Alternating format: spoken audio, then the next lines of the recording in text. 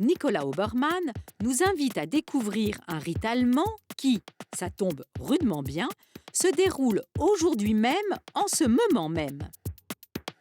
Aujourd'hui, c'est le 11 novembre. Bien sûr, les Français pensent à la commémoration de l'armistice qui a mis fin le 11 novembre 1918 à la Première Guerre mondiale. Carambolage vous a présenté l'année dernière le rituel de ce jour férié en France, le dépôt de la gerbe sur la tombe du soldat inconnu, etc., etc. Bon, cette année, nous allons passer le 11 novembre en Allemagne. Comme on a perdu la guerre, ce n'est pas l'armistice qu'on fête, vous pensez bien. Non, vous n'allez pas le croire, ce à quoi nous pensons en Allemagne le 11 novembre, c'est le carnaval. Le carnaval allemand débute officiellement le 11-11 à 11h11. Certes, le carnaval, ça se fête en février, mais il faut le préparer, ce carnaval. Et ce n'est pas une mince affaire. Les préparatifs commencent le 11-11 par la proclamation de ce qu'on appelle le Narrenreich, le royaume des fous. Souvent, un couple princier règne sur ce royaume qui dispose d'une constitution de 11 lois et d'un Elvarat, un conseil des 11 qui préside les fameuses séances qui commencent 11 minutes après l'heure pleine. Majorette, fanfare, défilé, médailles, uniformes, rien ne manque à cette monarchie parlementaire pleine de paillettes, de bière et pleine de 11, vous l'aurez remarqué. Pourquoi tous ces 11 ? Parce que chez nous, le nombre 11 est considéré comme le nombre fou. Voilà.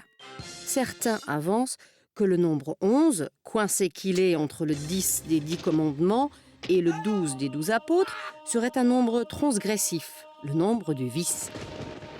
Mais c'est aussi un Schnapszahl, littéralement un nombre d'eau-de-vie, comme les Allemands appellent les nombres composés de deux chiffres identiques, le 22, le 33, le 44, etc.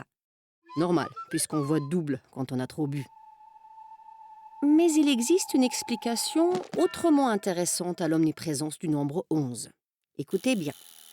De 1792 à 1815, les Français occupent de grandes parties de l'Allemagne.